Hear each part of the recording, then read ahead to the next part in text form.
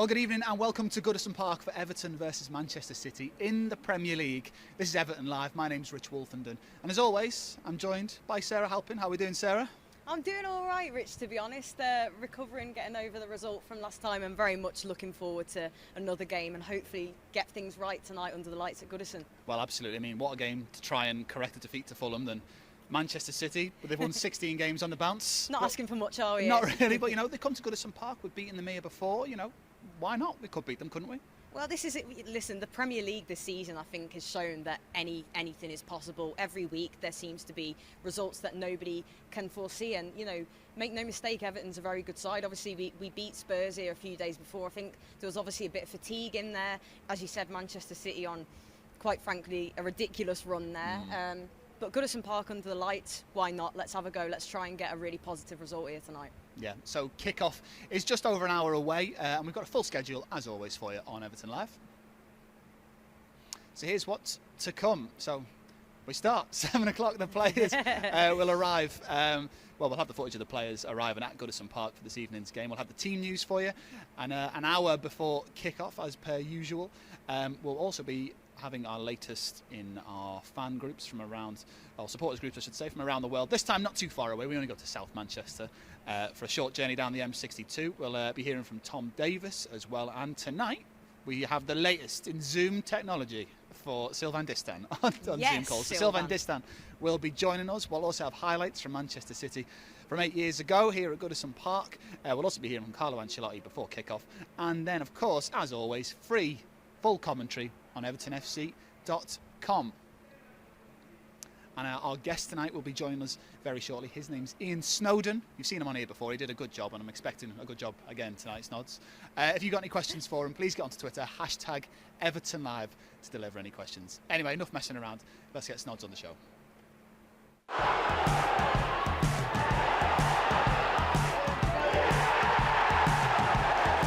Now Snodin, given room to shoot.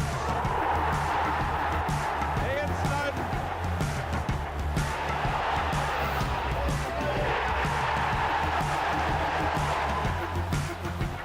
Guilty. Oh, great goal! Ian Snodin at the near post. So Snods joins us on Everton Live. How are you doing, Snods? I'm great, thank you very much. Good. Well, I'm surprised you're great, because the other day was a pretty miserable affair, wasn't it? Well, I wasn't great on Sunday, put it that way, but Yeah. I feel better now. Hopefully we got it out of the system. Hopefully we're going to get better performance. Can't be much worse, to be honest. That was not Everton as we want to see Everton. But tonight is a massive game. Great side, Man City. They could field two teams and beat majority of the Premier League sides anyway. So it's a difficult game, there's no doubt about that. But let's show what we're about today. Yeah, absolutely. And Seamus Coleman was saying in his programme notes that the desire and the hunger just wasn't there. For Manchester City, top of the league, you've got to have, you've got to play with every ounce of energy and desire, haven't you? Do you know, when you play for Everton Football Club, that's what the fans are, right? We've got no fans in at this present time, we all know that, but there'll be thousands watching it tonight. That's what they expect. Endeavour, passion, to wear that blue shirt with pride. That's all they ask for. They don't ask you to be absolute world beaters. We're Everton Football Club. We don't want to be easily turned over, and we was on Sunday by an ordinary Fulham team who looked good. Take nothing away from Fulham on that performance. They played really well, but that was not us. That was not us that I saw against Tottenham. That was not us that I seen against Leeds United at Ellen Road the other week as well. So let's try and get back to that. Plenty of energy tonight. And because we've played quite well against the teams at the top end of the table, I think we've taken points off 3 of the current top 4. Manchester City being the only one of those that we haven't. Do you reckon there may be a little bit more confidence maybe for this game than there would be in previous seasons gone? I wouldn't say confidence. The players know, whoever Carlo will get to know the team in, 15 minutes or so. Whoever Carlo picks, they know that they've got to go out. We're not going to have much possession tonight. You accept that. When you play Man City, even the keeper can play out from the back. Even he's got brilliant with his feet. He is. So, and the back 4 play into midfield, and they have a lot of possession. We've just got to be patient. And when we do get the ball, we've got to keep hold of it. We can't just give it directly back to Man City and let them attack again. So it's going to be we're going to have to be patient, but hopefully Calvert-Lewin's a massive miss for us. Without a doubt he is. it'd be interesting to see who is the number 9, whether we've got a number 9 or whether we've got a floating 9, as they say. The team will be interesting. I'm quite interested in seeing the team. So, but whoever gets picked tonight, them 11 have got to go out, and even if we do make a few substitutions along the way, they've got to go out. Remember who they're playing for Everton Football Club. Let's go out and try and give a performance tonight. Yeah, and you mentioned him there, Calvert-Lewin. Obviously, he's going to be a massive miss because, like you say, he holds onto the ball and he drags Everton up the pitch. It's probably going to be Richarlison or King, or maybe Sigurdsson, like you say, in a deeper position. Who do you reckon will be best suited to kind of fill Calvert-Lewin's boots? It was a difficult night for Richarlison the other night. Barely touched the ball. Like to see him. I don't know. I'd probably like to see him a bit wider. I really don't know. Calvert-Lewin, for the way we play and the way we set up, is a big miss. Because not only does he run the channels, he's good in the air, he puts defenders under pressure as well. Whoever's playing centre-back for Man City, they wouldn't have had such a comfortable evening with Dominic playing. So, I'm looking forward to the team selection. Yeah, well, we'll have that in around 8 minutes' time. We're just getting pictures of the players arriving here. I've got a feeling tonight that, like you say, we're going to be defending. We're going to be trying to break away. Do you reckon we could go back to seeing those 4 centre-backs across the back? Yeah, maybe? perhaps. Will he play at right back? Will he play Seamus, or will he play Mason Holgate? I would think Yerry Mina will come in. Michael Keane will definitely start the game, and probably then is it Luca Dean or Ben Godfrey at left back? That's a difficult call, that as well. Because they both offer different things on that left side. They do. Ben Godfrey's been excellent since he arrived, whether it be at right back, centre back, left back. He's got pace, he's comfortable on the ball as well. But then Luca Dean, since he's arrived at Everton Football Club, he's been exceptional. So it's a tough call. But could it be the 4 centre backs that play along the back 4? Possibly could. So you think it's going to be backs against the wall? We're just going to have to wait for maybe a set piece or something like that, because obviously Manchester City not only on this great win and run, but defensively they've been superb as well. Yeah, I'm not saying it'll be backs against the wall. We'll need to be organised. That's one thing Carlo Ancelotti will set his team out, not to be played in behind too easy. The midfield, whether Alan comes back in and just sits in there in front of the back 4 as well, will be hard to beat tonight, or hopefully that'll be Carlo's method, that we don't easily get beat. It's a tough one. Man City, let's get it right, they're an excellent team. They are, and they'll break any team down. I don't care what team, whether it's Barcelona's, Real Madrid's, anybody, they'll break them down eventually. So it's how we defend, and how when we get possession of the ball, it's how well we use that as well. Yeah. So I need to ask you about James Rodriguez, because I know this week we set up our first ever official supporters club in Bogota. So hello to any Colombian listeners who are watching right now. Surely we must get thousands, millions. I think we do. I don't speak any Spanish though, so sorry. But Rodriguez, he didn't seem to have the impact I think Evertonians would have liked him to have had against Fulham. Tonight, is he at risk of getting dropped, do you think? Perhaps. It just depends on the system. James Rodriguez, let me tell you, has got more skill in his little toe than I had throughout my body. He is fantastic player. He's got a great touch. His awareness is fantastic. But also, the way he plays, people mention that he's a luxury player. He's a luxury player because he's that good. He is. But the team seem to suffer a little bit in the organisation when he does play, because James Rodriguez has probably never tracked back in his life as a footballer. And in the English game, you have to do that. You have to track the full-backs. You have to fill back in, and it's difficult for him because he's never done that. So the shape of our team is a little bit unorganised when he actually plays. So perhaps he could leave him out. I mean, you'd feel like tonight we would have to be super organised to try and beat this Manchester City side. Is he a luxury we can afford to have? Well, only time will tell. As I keep reiterating, when we get to know the teams, but. If I were to have a guess, I don't think James will start the game tonight. Okay, well, we'll find out in 5 minutes or so. I need to ask you quickly about the new stadium. There's news this week that the new stadium could well be revealed next week, and everything could get approved. So obviously there's so much history in this stadium, whatever, but what would it mean for Everton to move to this state-of-the-art stadium on the waterfront? Well, I know there'll be a few tears when this place goes. You both. Oh wow! There's supporters been here a lot longer than I've been as a player and as an ambassador, and well, just this place, it just oozes history. But Bramley Dock as well. The new stadium looks absolutely incredible. We'll get fine answers hopefully on next Tuesday. Yeah, and we might have some news for our next home game. But wow, it does look great, and I'm sure every Evertonian, I'm sure the city of Liverpool, if you're being totally honest, would love a new stadium down there, because it'll bring jobs. Yeah, needs a bit of love, that part of the city. It does as well, need a bit of love, and wow, the blue half of Merseyside needs some love as well. So it marries. Yeah, it really certainly does. marries. So if you could have a final season here at Goodison where we win a trophy, or the first season at the new stadium we win a trophy, what would you rather have? Can we be greedy? Why not? We might be on a good run from our Yeah. last season here, you never know. Win the league here and then retain it the year after at our new stadium. That would be pretty good. That would be pretty good. So let's get back to tonight. Manchester City, they've won a lot. They play some brilliant football. Pep Guardiola, one of the most recognised managers in the English game. His side tonight is just filled with quality. There's not particularly one man you can really pinpoint as the danger man, really, is there? Do you know, sometimes I turn Man City off because I find it that boring. They keep possession that long, they pass it back and they keep it along the back. But then at times they're scintillating. The movement, the quick, little Sterling. He's like, people tell me 2 years ago, oh, he can't finish. He bags goals for fun. And this is without Aguero, the scoring goals from. Yeah. No De Bruyne either. No De He's Bruyne. injured. They've just got goals all over the pitch. It's like, you look and think, well, if we keep him quiet, we've got half a chance. But then there's 2 or 3 other players that are scoring goals from other positions, and good teams do that. They just don't rely on the number 9, or they don't rely on the striker. They can score goals from different areas. Even John Stones has popped up with a few this season from centre back, from set play. So they've got goals all over. The first 20 minutes for me is so important.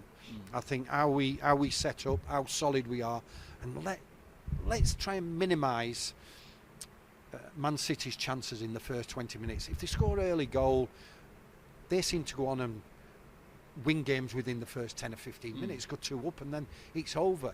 We've got to be solid and not give anything away first 20 minutes. Yeah, but God forbid, and we do give something away early on. This season, Everton have proven that they've gone behind and they can get points from losing positions. That's something that we've not really seen before Carlo Ancelotti came on, because I think we went on a horrific run under Koeman and Silva without coming from behind to win. But you know, if they go 1-0 down, I don't think the Everton heads will drop too low.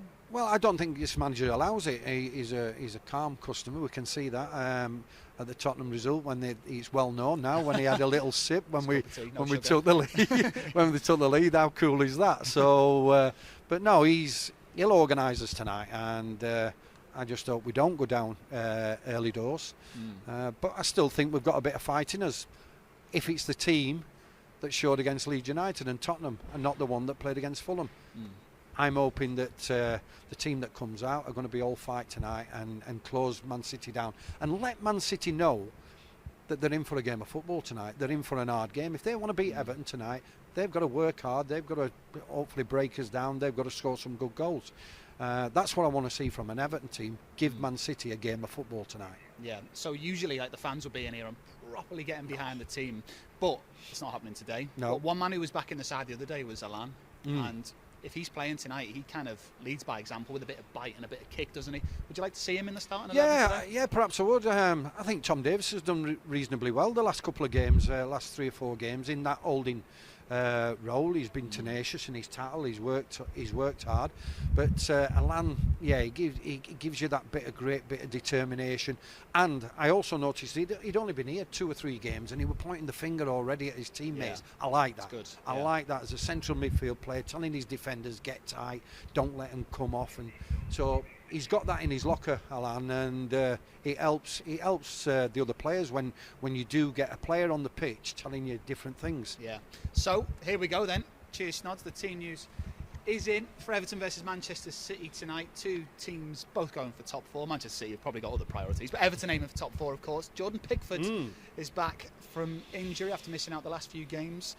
Mason Holgate comes into defence. Michael Keane also returns. That's a good sign to see. He's been brilliant this season. Richarlison, our number 7, will lead the line, presumably. Gylfi Sigurdsson in the side once more. He was brilliant here against Spurs. Wolfenden is in the side too. Yerry Mina also back in the side. It's looking like they're going to have a pretty solid defence, Everton, so far today. Abdoulaye Doucouré brings that energy, and Alex Iwobi brings running and power and directness, which we need to see tonight. Ben Godfrey also in the side, and Tom Davis continues his great form. He gets another go in midfield today, and there's the bench as well. Rodriguez, King, Gomez, Bernard. There's attacking options on there if we decide to go for it, but it looks like it's going to be 3 centre backs and 2 wing backs if you ask me, because it's Godfrey, Holgate, Keane, Mina and Wolfenden all in the side. Perhaps it is. It's interesting. I really don't know. Is he going to play with a flat back 4 and push Wolfenden more forward in front of Godfrey? He could do. Maybe. Or as you rightly said, is it the 3 centre backs and play Wolfenden left wing back? We'll see when they line up. But and there's the Manchester City lineup. It's a few decent players in there. Yeah, it's not bad, is it? The lad Foden, he's all right. He's not too bad. Good. Mahrez, bit in and out. But no, let's be honest. You look at that team and a lot of quality. It's quality all over, and they've got pace as well. Quite a bit of pace, and they're a quality team, and they're pretty much the stronger side they could have put out, really, isn't it? I mean, John Stones doesn't come back to doesn't get to start at Goodison. Just have a look at that. Just have a look at that. It's incredible, the subs bench. Aguero and De Bruyne. Aguero, Stones, De Bruyne, Crazy, Mendy. Anyway, let's not fall in love with Manchester City. No, there's no way I'd fall in love with Man City. No, not at all. So the 2 attacking players, it looks like it's only going to be Iwobi and Richarlison. Sigurdsson was in there as well. Yeah. But, is he going to play Richarlison as a more central one? You would think so. Gylfi Sigurdsson, are they going to interswap during the game? Iwobi's obviously going to play on the right hand side. We know that. It's so difficult when you haven't got a main striker. Focal point. Yeah, it is. It's difficult, and you feel sorry at times for Richarlison. It's not his position, and I'm sure he doesn't mind it as long as he's playing. But he's got to try and put the Man City defenders under a little bit of pressure, and that's what we've got to do. Don't sit off them. Can we squeeze up? Can we squeeze up from the back? And because we've got a bit of pace at the back. Yeah, Ben Godfrey's there, so let's not drop too deep. Let's try and squeeze them up, and then that keeps the midfield in contact, and the strike and the 3, whoever it's Iwobi, Richarlison, probably Sigurdsson as well. Push onto the back 4, because if they do play out from the back like they usually do, they just pop it around for fun, and the opposition just chase shadows. And that's something that we can't afford to do tonight. Yeah. How important are the 2? Well, what I think are going to be holding midfielders, Davis and Doucouré, going to bring today, because they're going to have to cover a lot of ground. You know, Gundogan, he's been in brilliant form. Rodri, he just kind of sits back and just receives the ball. I'm glad I'm not playing anymore, especially as an holding midfield player. when you see that, but it's a difficult job because Man City, they don't really play rigid. They just go anywhere. Sterling will cut inside, Mahrez will cut inside. They interchange a lot on the pitch. So as an opposition, and when you're playing against them, you think you're always looking, where's he gone? Do I need to go in there? Do I need to drop back? And it's so difficult when the movement of the opposition is so good. It's so difficult to mark. That's why the communication between the back 4 or back 5, whatever it may be, and the midfield is so important. Communication's a big thing in games like this. Okay, well, Everton looking to bounce back against Manchester City. Cheers, Snods. Remember, any questions for Snods, get them in. #EvertonLive over on Twitter, and Sarah will ask a few questions later on. Now, Everton versus Manchester City is a classic Premier League fixture, and here's some goals from previous seasons gone by.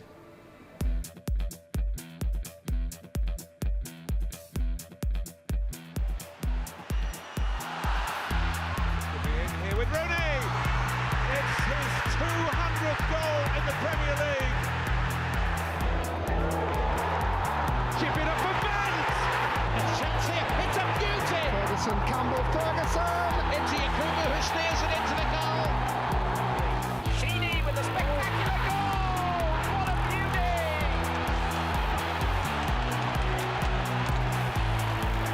A magnificent goal. Here's Gibson.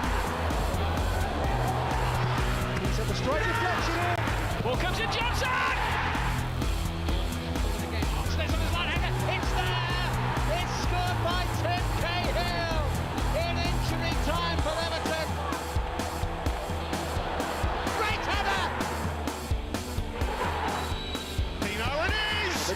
driven in by Everton. Oh, lovely little top back. Lineker is onside. It's the hat-trick.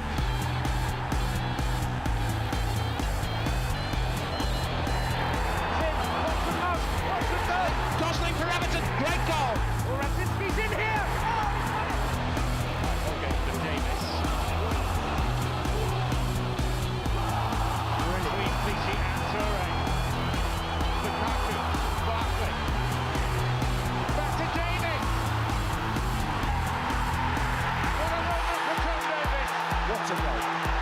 Scored it, having made it. I think, you know, watching back their Snods at some of those goals versus Manchester City, you realise how many good moments we have had. Of course, that there Tom Davis scoring in the 4-0 win. Is that Pep's heaviest ever Premier League defeat? I think it might still be the 4-0. Is it still is? Yeah, but what a goal that Tom arrived on the scene then, didn't he? Yeah. What a great goal it was, and we're thinking, wow, can this boy go on and score the Tim Cahill goals that Everton need? But yeah, he's more of a sitting player now, Tom, and I don't think, I hope I'm wrong, but I don't think we'll see him that further forward tonight in the game. No, I don't think we will either. Tim Cahill there, he loved to score against Manchester City, didn't he? It was his first goal against Manchester City, and he took his shirt off and he got booked again and got sent straight off. You know your stuff. You're asking me, I should be asking you, but his celebration were fantastic, weren't it? Just used to go to the post and give it a little box, and yeah, fantastic. Scored many goals. But what also I noticed about Everton and Man City, a lot of players, ex-players, have played for both clubs. Yeah. Neil Point and Peter Reid, Adrian Heath were there, Howard Kendall managed them, kind of thing. And I believe that in 87 probably Everton signed one of the best older players from Man City, Paul Power. Yes. What a great signing he were, and Everton we went on to win the league in 87, and I tell you what, Paul Power was absolutely incredible that season. So yeah, we've got a lot of things with Man City. A lot of ex-players have come and gone and played for both clubs. Yeah, there's a lot of you know, good relationships there, but we don't want any of that tonight, do we? None of that, we want it. We want blood and thunder. Course we want do, all yeah. of that tonight. And you know, as a player, Snods, what was it like playing against Manchester teams? You know, there's always that Merseyside-Manchester rivalry, isn't there? Do you know what? He weren't too bad. He was more the other side for me. That's when I saw the red mist when I played against them lot. But yeah, Man City and Man United, two great clubs from just up this 62 there, and yeah, the big clubs now, and same as we are. But yeah, I always look forward to, because it weren't too far to go on the coach. Thousands of Evertonians always used to make their way to Old Trafford or Main Road, as it were, as well, and in my time. But yeah, we've had some great times, great games against them, but no, for red mist, don't beat that one over there, you know. Absolutely. We'll be hoping for some of that as well in a few days' time, won't we, Snods? But back to, you know, we were talking about good relationship between Manchester and Merseyside, though, although maybe not on the pitch. Yeah. But that brings us to this week's supporters club of the match, and it is the South Manchester Evertonians. Check them out.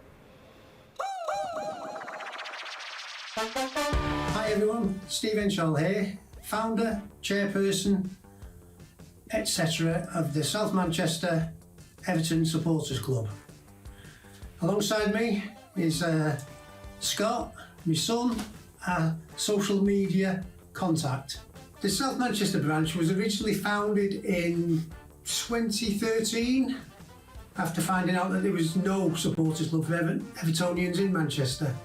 2 years later, 2015, we become affiliated with the club as an official supporters club branch. Despite the apparent appeal of the local clubs here in Manchester, we've managed to get a membership of approaching 100 now, ages ranging from under 1 to 91. It's looking good for 91 then. We've had quite a few. We used to go to pubs in Withington, so about 3 miles outside the city centre. We used to get some funny looks, gang of Everton fans sitting watching Everton versus Fulham or something on the telly on a Tuesday night. Obviously with lockdown happening now, we can't do anything at the minute, and because the club has grown sort of quite well, probably look at moving and finding a pub in the city centre of Manchester when everything's back to normal. Quite a number of the members of the branch are season ticket holders, so they do go to more or less every home game. bit underrated by a lot is Mick Lyons. He used to come off shirt covered in blue blood most weeks. He gave absolutely everything for the club. I can't really tell you why because I don't know myself. With Pat Nevin, I used to love him. I used to have posters of him and everything on my wall. More recently, be probably Leighton Baines, Tim Cahill or Duncan Ferguson. We try and attend sort of as many official sort of supporters club events as possible. I know a lot of the guys went to the supporters club's end of season awards, met Luca Dean and Seamus Coleman. We've played at Goodison Park in the sort of 5 and 6 side tournaments that go on annually. A bunch of us season ticket holders played at Finch Farm as well. Got to meet Ian Snodin. Just before Christmas, we did an online quiz. Darren Griffiths very kindly hosted it for us, and Graham Stewart came in and joined in for a bit as well. We've had people on local radio stations. We put a team into the Great Manchester 10k run. I think we're still recovering from that, to be honest. Some of us are. Yeah, raising money for Christie's. I also, for my sins, took part in the half-time crossbar challenge against City a couple of years ago. Didn't manage to hit the crossbar, but did manage to fall over in front of a packed house of 39,000. So yeah, that was one for the memory banks. For our social media handles, they should hopefully be somewhere on the screen. So for email, it's stevehenshaw@live.co.uk. Twitter, it'd be @STHMCR Blues, so South Manchester Blues. And Facebook, just search South Manchester Blues and you should find us.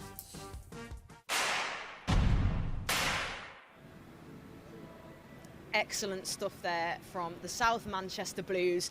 Lovely little highlight of one of the lads doing the hit the crossbar challenge there at half time and slipping over. Do you know what? I'm quite surprised we've got a South Manchester branch, to be honest. I didn't think we'd have anybody in Manchester supporting the Toffees, but we've got them everywhere. We're all over not only over England, we're all over the world. Absolutely, that's what we like to see, isn't it, Snods? We do pop up all over the place, though. That's absolutely Evertonians true. are everywhere. We get everywhere. But speaking on Evertonians, you know, we had Graham Stewart on earlier in the week, and we were saying what a loss it was. I bet that was boring. We have a great Everybody asleep. We're gonna have to get you both on together, I think, aren't we? So we were talking about particularly that Spurs game, the 5-4. I think of all games this season, that is one that just needed and deserved fans, didn't it? But this one tonight, you know, how would that have been? You've got a team challenging for the title, you've got a team challenging for top 4 under the lights. You can only imagine what kind of atmosphere this would have been, can't you, Snods? Do you know what, Sarah? Under the lights, people go on about running out at Goodison, and all right, 3 o'clock on a Saturday afternoon, which it used to be, were fantastic. But a night game under these lights, it just seems like a completely different atmosphere when you're playing. I used to love it. Every player you talk to, never the same. Under the lights at Goodison is incredible. And for some reason, the fans, whoever it may be with the opposition, are always up for it as well. And as soon as you come up that tunnel, now the sirens. It's such a loss for a game like this tonight that there's no fans in here. It breaks my heart, it really does, because we're lucky we're doing this, and I'm doing the commentary with Darren later on, and we get to see the game. I would give that up to let just one supporter take my place and watch a game of football at Goodison. It really is. It's all about the fans for me. Yeah, and for nobody to be in this stadium to watch, and hopefully a good game tonight, then and an Everton victory, hopefully. But but the atmosphere, don't get me wrong, on a night game when this place is full, it's incredible. Oh, you can't beat it, can you? And although there won't be many Everton fans in the stadium tonight, we will have one on the pitch in Tom Davis. And here is a little VT about him and all his love for this city and the work he does with it. I love Liverpool. It's my hometown, and I think you're definitely a product of your environment. And me growing up in the city, got a good family around me, and the people in Liverpool are good people. So I'm grateful I'm from here, and any chance I get, I try and give back to the city for all it's done for me.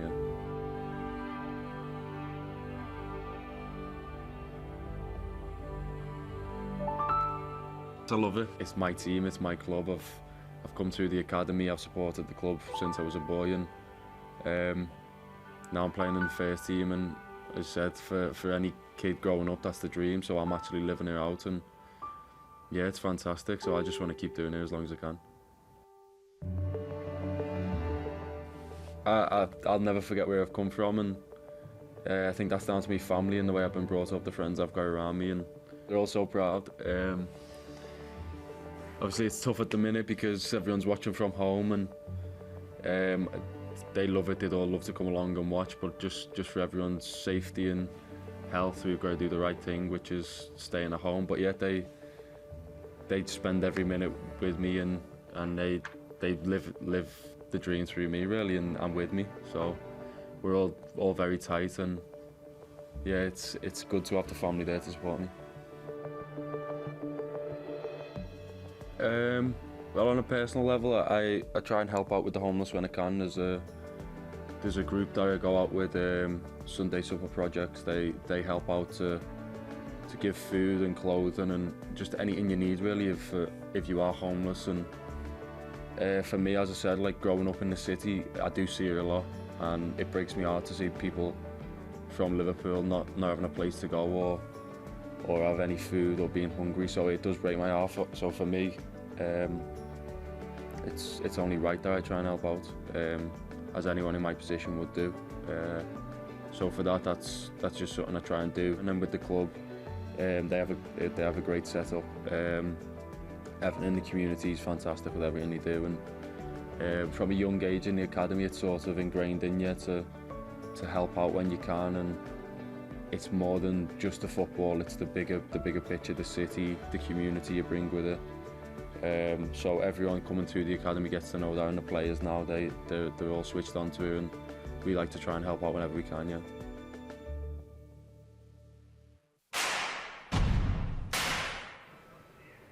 Welcome back to Everton Live. Tom Davis in the starting lineup today alongside Decore and Sigurdsson. Should be pretty solid midfield, that. Speaking of solidity, a man who can defend very well, has defended very well, had 6 years at Goodison Park, joins me now via Zoom. Sylvain Distin is on the line. How are you, Sylvain? I'm really good. Hi. Good, nice to see you. It's strange seeing you indoors rather than out on the pitch here at Goodison Park. How have you been?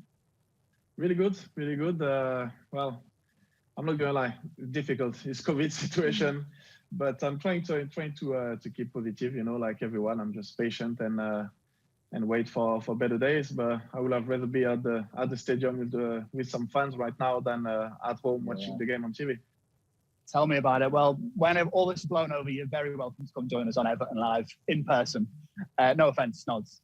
But yeah, so tonight, let's get back to the football. Everton versus Manchester City is the game. Of course, you played for both sides.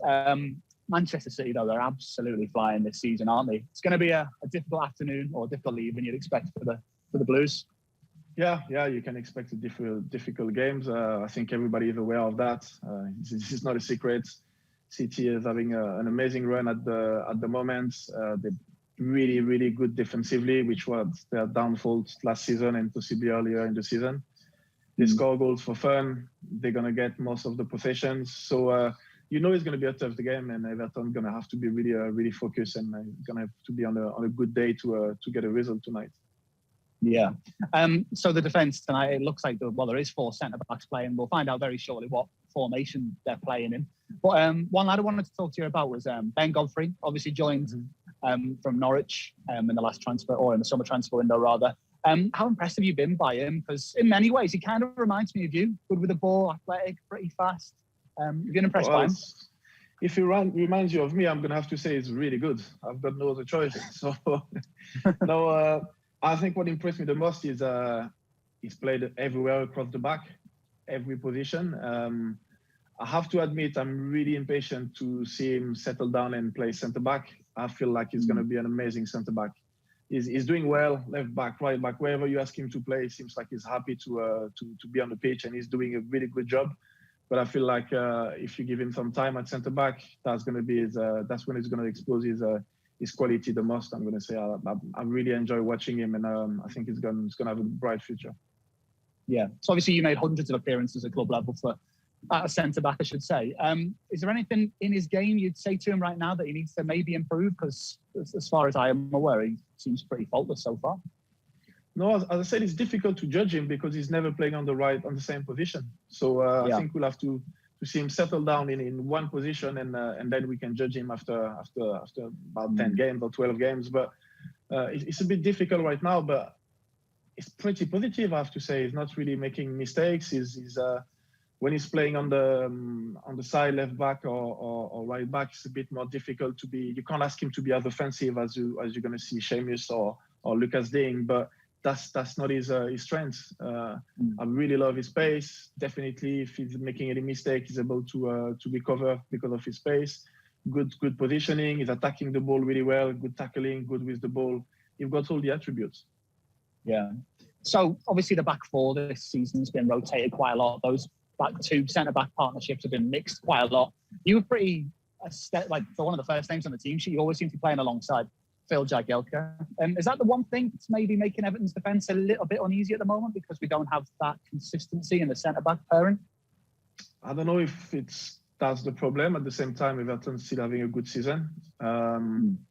In general, if you took generally, now in terms of the defense, for sure, as the defender, you want to have some consistency. You want to get used to the players you play around you. You want to get to know them, so you can anticipate what they're going to do. It's a bit like building that chemistry, and this takes times. And if you don't give the time to the players, you can try to replicate that during training as much as you want. It's never the same as in the game. So nothing will replace the games. And yeah, I know as a defender, I never really liked when I had to change my partner or the player on the left or the side, or even the goalkeeper. You know, I would say the back four and the goalkeeper most of the time are quite stable and remain the same. So it's possibly a lack of communication or a lack of chemistry because the players are not used to play around each other. Yeah. So you mentioned it there, the goalkeeper. This season, Everton have been rotating Pickford and Olsen, whether it be because of form or injury. How important is it for Jordan Pickford or Robin Olsen to just nail down that regular starting space? Because Tim Howard for us and in the teams you played in was always in the team sheet, wasn't he? He was hardly ever injured. Yeah, it's exactly the same as for centre back or anyone at the back. You know, there's position like strikers when it's okay to be on the bench. You can come on for like 10, 15, 20 minutes, try to make the difference. But at the back, you need consistency. And this only comes with time and repetition and get it used to your player. So for me, the goalkeeper is exactly the same as a centre-back. You want him to be there all the time to be consistent. But at the same time, I do understand the rotation at the moment as in terms of goalkeeper because none of the goalkeepers seems to really have taken the place and just being there and be safe. So maybe it's the manager who's trying to put a bit of competition between the goalkeeper to get the best out of them. At the moment, it's not clear who's the first goalkeeper. To me, in my eyes, it's not clear who's the first goalkeeper. Okay. Well, one man who played regularly in that defence for you was Seamus Coleman. He's still playing. Did you see him developing in the way that he did? Did you always see him one day becoming Everton club captain? Yeah, for sure. It's a bit strange because I was speaking about it a few days ago. Seamus is a player and a person that I really like. He's a really, really good guy, amazing footballer. And as a person, he's a really nice person. But for me, he's always going to be that kid that broke into the first team. So when I look at him now, thinking he's the only player that I played with, really is in really good shape and try to hit them on the counter. I can't see any other scenario for the game tonight. That's why maybe I'm a bit surprised not to see Josh King in the starting 11 because with the pace he's got, he's definitely a player who can hit them on the counter. But they'll have to do with what they start with and believe, be strong, keep strong, make sure they don't concede goals because if they start conceding a goal, it's gonna be really, really difficult to score two because at the moment City are defensively quite strong. But yeah, they're gonna have to believe, keep strong, and hit them on the counter. Yeah. Brilliant. Well, fingers crossed tonight, and I hope you enjoy the match, watching it from the comfort of your home. Cheers for your time, Sylvain. You're welcome. Cheers. Stand there, former Everton defender, former City defender as well, of course. Now, back to the football. You may have seen at the weekend, Everton played Reading, Everton women, that is, and here's the highlights from the game.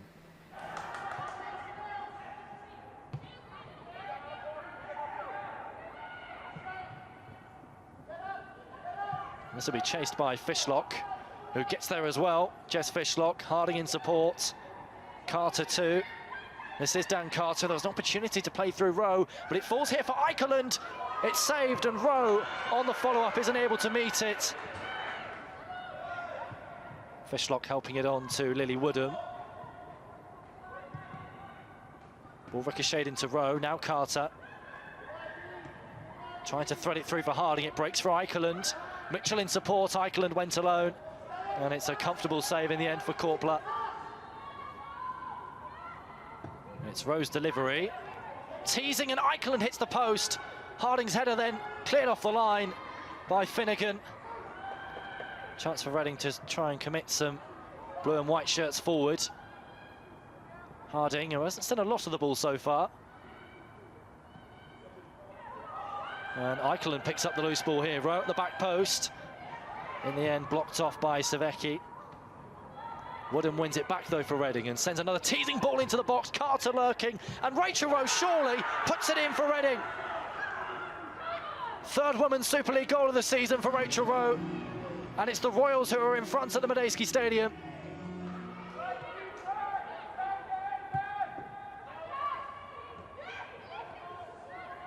Finnegan foraying inside. Christensen here picks it up and went for goal too, held by Maloney.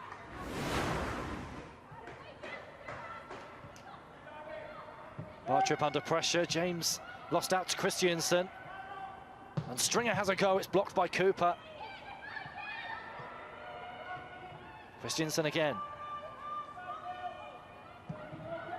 Turner sends it in, headed away by Bartrip. Christensen's effort blocked by Cooper again. Good turn that from Simone McGill. Helps it onto Rasso. Vol on her outside. It's Ingrid Vol's delivery to the back post. And headed in. Sorensen with the goal for Everton. Lurking at the back post. Vol's delivery met by the unmarked Sorensen. And it's Reading 1, Everton 1. Bruton turns and feeds Fishlock. Manages to find Rachel Rowe. It's Rowe who goes for goal, and it's held by Korpler.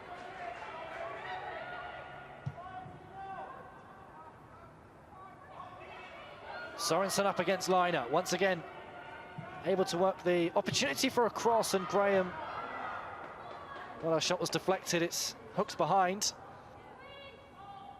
This time Rowe leaves it for Mitchell. And Cooper's flick just wide. Full time at the Medeski Stadium. It finishes Reading 1, Everton 1.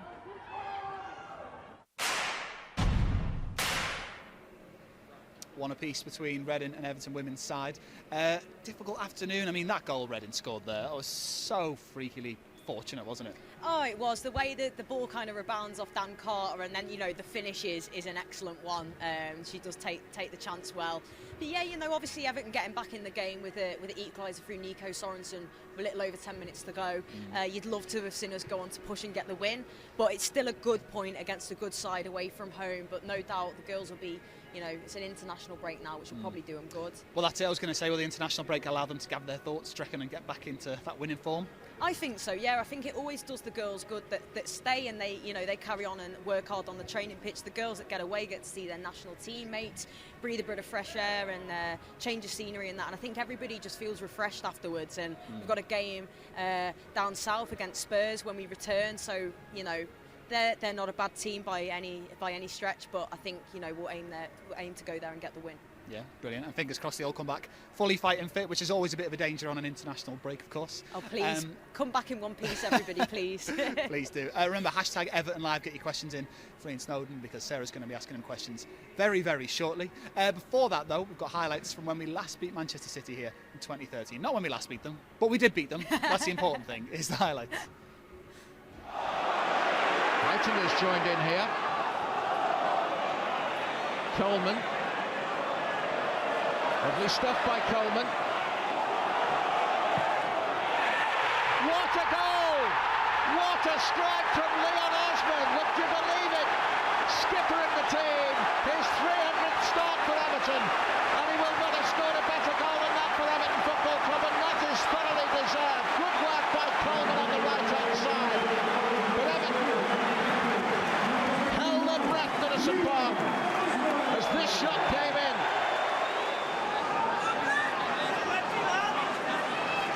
To deliver.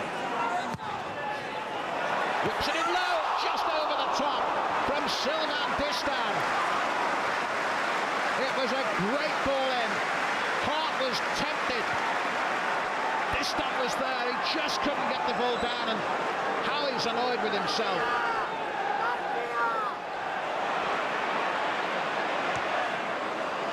Dzeko heads backwards. Fellaini gets a toe to it. Problem here, possibly for Everton. Here's Zabaleta, the goalkeeper's out again, and Jan Luka makes another. Great save. Excellent decision making by the big man.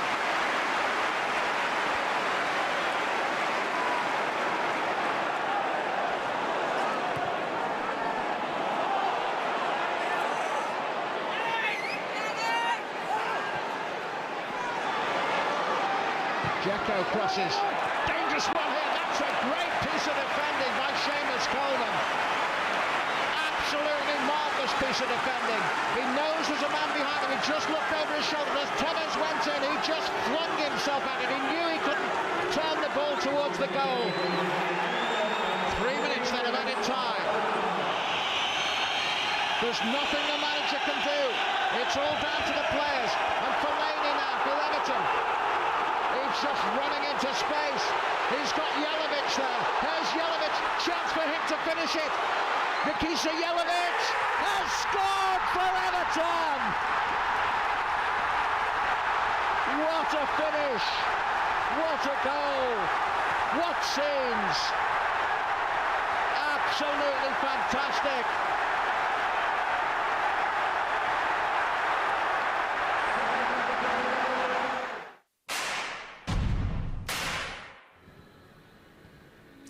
Oh, nostalgia there, watching that one, Great, Snods. I hope we see a couple of goals like that this evening. I hope so. That one from Leon to start with. Great strike. He's got to be one of, in my personal opinion, one of the most underrated Premier League era midfielders. Some of the strikes that he, and in the big games as well, he stepped up, didn't he, Leon? Yeah, great little Aussie, great character, loved Everton Football Club, and scored some great goals as well, and never came into the side till late, obviously. Went on loan to Derby, if we remember, and then he had a fantastic time here, and absolutely another one that just loves the club. He does, and absolutely brilliant. Love seeing him doing all his media stuff as well, because it's nice to see. He's on everything though. Now every station you put on, Aussie's there. You always see his face or hear his voice, don't you? Absolutely. And then of course that Jelavic goal. There's a very famous clip on YouTube, and someone says, "Just hit it." I won't say the full thing. I'll look that up when I get home. Yeah, you've got it from the Gladys Street, and it's as if Jelavic heard it and went, all right then, 2-0, back of the net, Gladys Street. Brilliant. Absolutely brilliant. But, just on, Rich just had a fantastic chat with Sylvan Distan. We were talking about him earlier, me and you. He played in that game, clean sheet. What a fantastic player Sylvan Distan was for the club. Elegant, smooth, body to die for. Absolutely. It's like an M&S advert, absolutely. But I know we played Bournemouth about two seasons ago now, and Sylvan's living down south now, and me and Darren Griffiths went out for a few drinks with him, met up with him, went out for a few drinks. But let me tell you, he weren't that quick going to the bar. He might have been quick on that field, but he weren't that quick going at bar. Was it you? Was it Snods having to go up and get the rounds in? Yeah, because we know Darren anyway. Darren's not too quick at going there, so it did cost me treble what it should have done that night. It was your night, was it, Snods? You were taking care of it. It really was. But no, what a fantastic player. As you said, the physique of him, the speed, the pace, and just top class, wasn't he, as an all-round defender for the club? I used to go into Finch Farm, obviously take fans round, to take competition winners round, and Sylvan was always approachable. He was great at having pictures took with people who were there, and as I said, to talk to, he was a fantastic fella. Always first in the gym, last out of the gym. Even up to him really finishing the last few days at Everton Football Club, he was still going in, doing his weights and looking after himself. And I can't speak highly enough of Sylvan Distan. I think he's a fantastic fella, and a credit to himself. Absolutely, and another one that loves the club. Nil satis nisi optimum, I think he absolutely epitomises that, doesn't he? And great to have him on Everton Live tonight. This brings us to my favourite part of the show again, where we get the questions. You know it's Snods. So we have got one in from Simon Howard first, who says, how much added motivation did you get as a player when you were taking on the league leaders?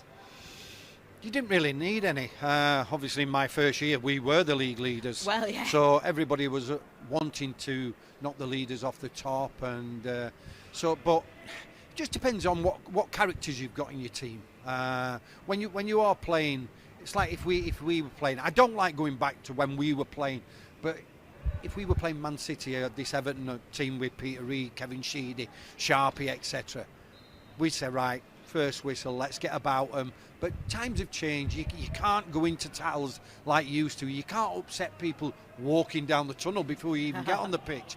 So it is. But to be league leaders, you're up there for a reason, because you're a very, very good side, and you win most of the games. And for Everton tonight, you've got to go look at this game and think, yeah, they are a good side. But it's 11 players on a pitch against 11. Let's match them, and let's show them that we're a good team as well. Yeah. Let's not show them the performance or the team that turned up against Fulham.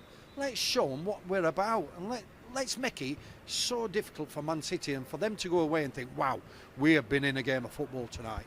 Definitely. Every time I speak to you, Snods, I think I was born in the wrong era of watching Everton. I want to see those wind-up conversations in the tunnel and the tackles. Plenty. I can only imagine to be a fly on the wall. I nearly got sent off once coming down the tunnel. Before we got on the pitch, it was against Oldham, yeah.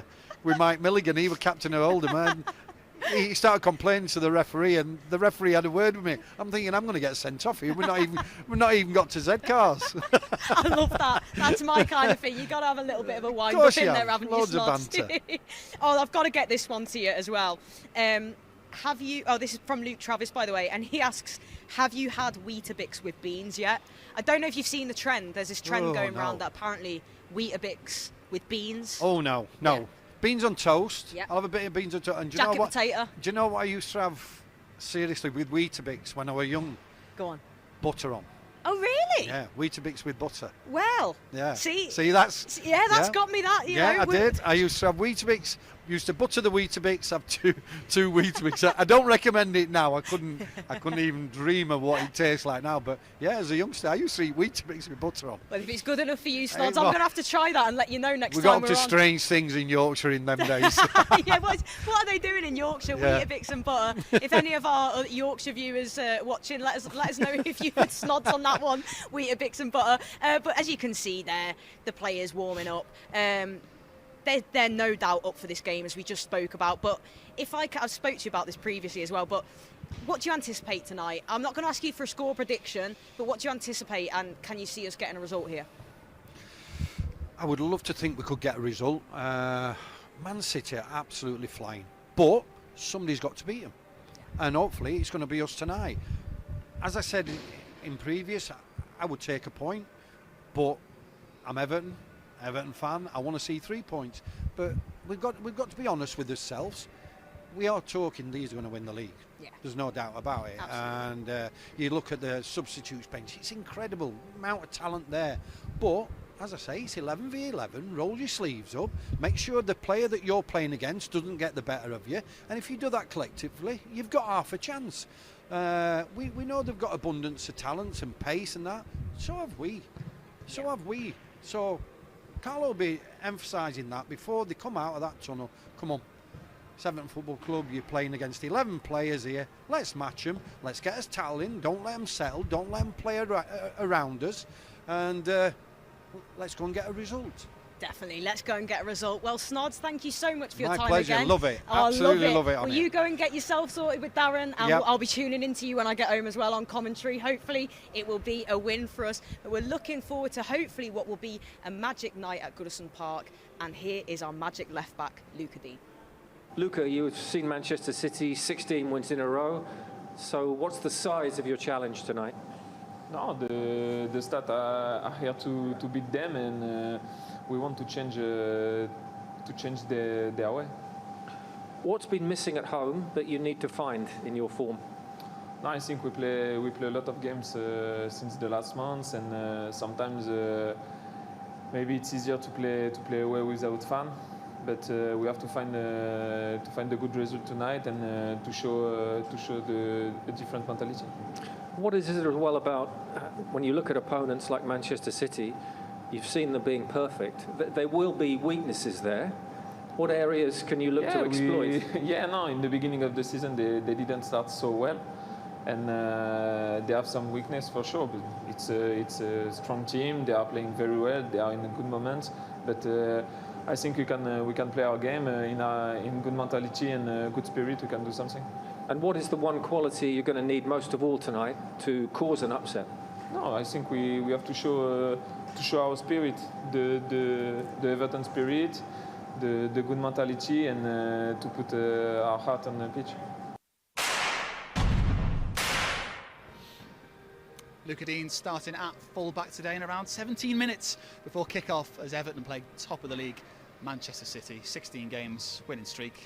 It's going to come to an end tonight, isn't it? Well, do you know what? Last time around, you said this about Fulham, how we'd beaten them in 14 straight games, and look what happened. So let's hope we're following the curve there, and that we can upset them and their lovely little run. Yeah. So what kind of like game are you anticipating? Then it's going to be like I was saying to Snods, like they're probably going to have to sit back a lot, Everton, and just let City have the ball and something like that. Do you reckon? Well, they are for me definitely the best team in the Premier League. You know, and like Snods has said, and like we've all said, just the strength in depth. You look at their bench and you think, oh my goodness, you know, they could bring in any of those players that are capable of changing games and turning on their head. So I think City will have a lot of the ball, but you know, games like this, you hear it a lot. It's about moments, isn't it? And I think one thing that is safe to say is that whatever the result is tonight, we will see a better performance than what we saw on Sunday. It has to be, and I think, you know, just see the lads give it everything they've got, and let's hope we can get a result. You know, I always fancy us to get a result at home, but it is the best team in the league. So, yeah, let's just get right behind them, and hopefully they make us proud tonight.